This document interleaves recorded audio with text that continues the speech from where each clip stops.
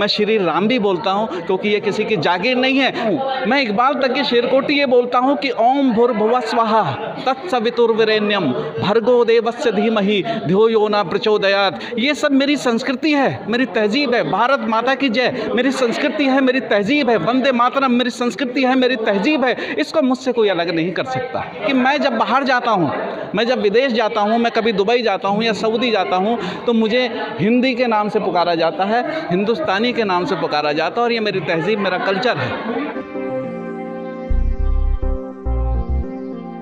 मैं इकबाल तकी शेरकोटी इस चैनल के माध्यम से ये बोलना चाहता हूँ कि जो प्रोग्राम था DN News 24/7 का, शाहिद अंसारी साहब ने जो ये सजाया, सबसे पहले तो ये मुबारकबाद के मुस्तहिक हैं। ये मुबारकबाद के मुस्तहिक है शाहिद अंसारी साहब, क्योंकि ये सिंगिंग, डांसिंग और कल्चर प्रोग्राम नहीं था। मैंने इसमें बहुत सारी झलक देखी। मैंने इसमें झलक देखी जर्नलिज्म की, मैंने इसमें झलक देखी सिंगिंग एंड डांसिंग की, मैंने इसमें झलक देखी भारत की संस्कृति की, मैंने इसमें झलक देखी सद्भावना की। और जिस चीज़ की हमें बहुत सख्त ज़रूरत है, हमें बहुत सख्त ज़रूरत है सद्भावना की।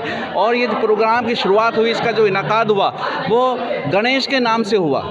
मैं इकबाल तकी शेरकोटी हूँ, मुझे अपनी संस्कृति से, अपनी तहजीब से बहुत मोहब्बत है। मुझे अपने मज़हब से तो मोहब्बत है ही, मैं मज़हब इस्लाम से तो मोहब्बत करता ही हूँ, लेकिन इसके साथ साथ मैं अपनी तहजीब, अपने तमद्दुन से ही मोहब्बत करता हूँ। क्योंकि मैं जब बाहर जाता हूँ, मैं जब विदेश जाता हूँ, मैं कभी दुबई जाता हूँ या सऊदी जाता हूँ, तो मुझे हिंदी के नाम से पुकारा जाता है, हिंदुस्तानी के नाम से पुकारा जाता है, और ये मेरी तहजीब, मेरा कल्चर है।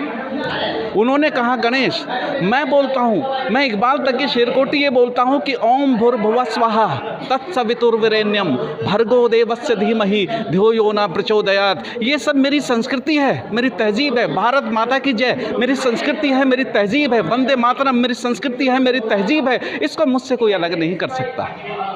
मेरा भारत महान है और महान रहेगा। आपने इसमें भारत माता की जय भी बोल दिया, वंदे मातरम भी बोल दिया जी, जबकि ये कहा जाता है कि मुसलमान ये सब नहीं बोलता है। देखो, मैं आपको एक बात बताना चाहता हूँ, दूसरे ट्रैक पर आ गए। मैं आपको एक बात बताना चाहता हूँ कि मैं इकबाल तकी शेरकोटी, मैं वंदे मातरम भी बोलता हूँ, मैं भारत माता की जय भी बोलता हूँ, क्योंकि ये किसी की जागीर नहीं है। मैं श्री राम भी बोलता हूँ, क्योंकि ये किसी की जागीर नहीं है। लेकिन अगर कोई जबरन मुझसे ये बुलवाना चाहे, कोई ज़बरदस्ती मुझसे ये बुलवाना चाहे, तो शायद मैं ना बोलूँ, और शायद उस कंडीशन में अपना नाम भी ना बोलूँ जबरन।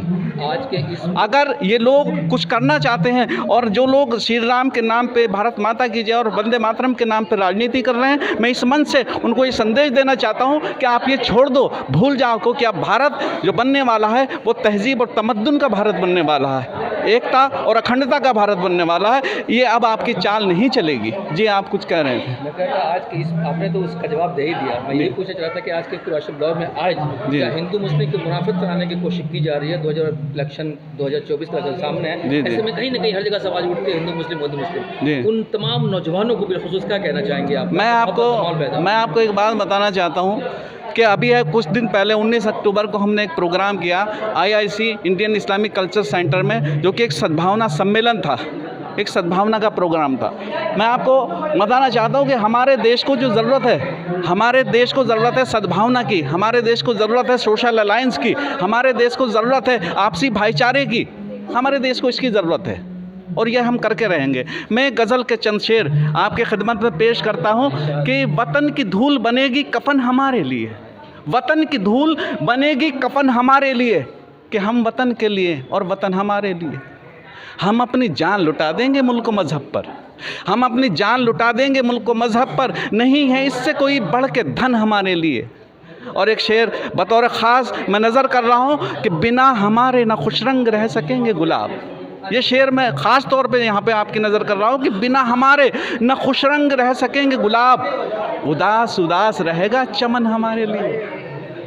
और एक बात मैं आपको इस शेर के माध्यम से, जैसे कि हमारे फिरोज़ जामी साहब ने बोला कि चंद्रयान पर हम पहुँचे, हमने ये तरक्याती काम किए, हिंदुस्तान के हर शोबे में, हर जगह पे हम हिंदू और मुसलमान के तौर पर नहीं, हम भारतवासी के तौर पर हम कामयाब हुए हैं। इस शेर से मैं आपको ये नज़र कर रहा हूँ। शेर है कि सियाह रात के आंचल पे टाकना सूरज, सियाह रात के आंचल पर टाकना सूरज, कोई अजीब नहीं है ये फ़न हमारे लिए कि हम वतन के लिए हैं, वतन हमारे लिए। देखिए, ये कहना है, देखिए आप देख सकते हैं, ये हमारा देश जो है 1 अरब 40 करोड़ की आबादी का देश है। इसमें ऐसी आपने देख सकते हैं प्रतिभाएं छिपी हुई हैं हमारे देश के अंदर। आप देख सकते हैं जब ये हमारी प्रतिभाएं अपनी पे आती हैं तो चंद्रयान पहुंचा देती हैं चांद के ऊपर। यही जब प्रतिभाएं आती हैं तो यही पीटी ऊषा उड़न पड़ी कहलाती है।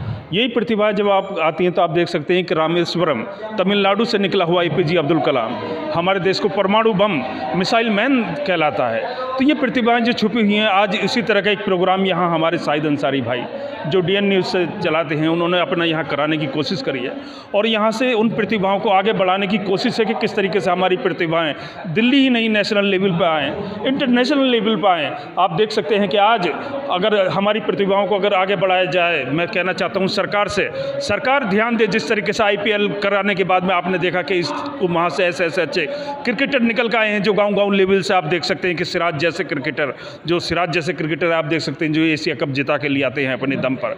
तो ऐसे क्रिकेटर जब वहाँ IPL से निकले तो इसी तरीके से मुझे उम्मीद है कि इसका भी IPL की तरह ही अगर यहाँ पे वो कराया जाए, डांसिंग और सिंगिंग का अगर कंपटीशन कराया जाए जिस तरीके से IPL कराया जाता है, तो इसी तरीके से हमारी गवर्नमेंट से उम्मीद है कि इस पर भी कुछ प्रोग्राम कराने की कोशिश करेगी, जिससे कि अच्छे डांसर माइकल जैक्सन की तरह हमारे देश से भी निकले और अच्छे सिंगर जैसे पहले लता मंगेशकर, हम जिन्हें कोयल भी कहते थे कि कोयल किसी तेरी बोली, तो लता मंगेशकर जी की तरह, आशा भोसले जी की तरह, मोहम्मद रफ़ी जी की तरह और किशोर कुमार जी की तरह अच्छे सिंगर भी हमारे देश में निकलने का काम करेंगे। मेरा यही कहना है जी, मेरा यही कहना है कि न तो हिंदू बनेगा न मुसलमान बनेगा, इंसान की औलाद है, इंसान बनेगा।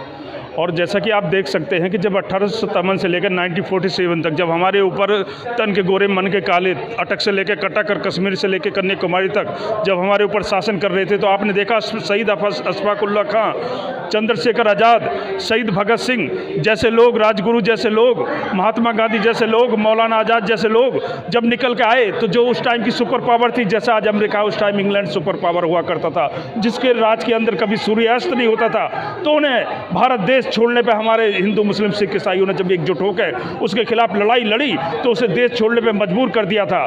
तो मेरा यही कहना है अपने सभी देशवासियों से कि ये जो हमारी गंगा जमुना तहजीब है, हमें इसे बचाते हुए अगर हम एकजुट होकर जब लड़ेंगे, क्योंकि हिंदू मुस्लिम सिख ईसाई हम सब है भारत माता के सिपाही, तो हम जब भारत माता के सिपाही जब बन के लड़ेंगे तो हमें ये नहीं देखना है कि ये कौन है ये कौन नहीं है, हमें काबिल लोगों को आगे बढ़ाना है। क्या है वो आपका काबिल आदमी, क्या APJ अब्दुल कलाम हो, क्या है आपका वो काबिल आदमी राजीव गांधी हो, या कोई भी हो, या X हो या YZ हो। मेरा यही कहना है कि जब हम काबिल लोगों को आगे लेके जाएंगे तो इंशाअल्लाह मुझे उम्मीद है कि हमारा देश सुपर पावर बन जाएगा, और सुपर पावर बनने के बाद में जितने भी आज ये देश हैं, चाहे वो इंग्लैंड हो या अमेरिका हो, वो सब हमारे देश के पीछे खड़े होंगे। जय हिंद, जय भारत।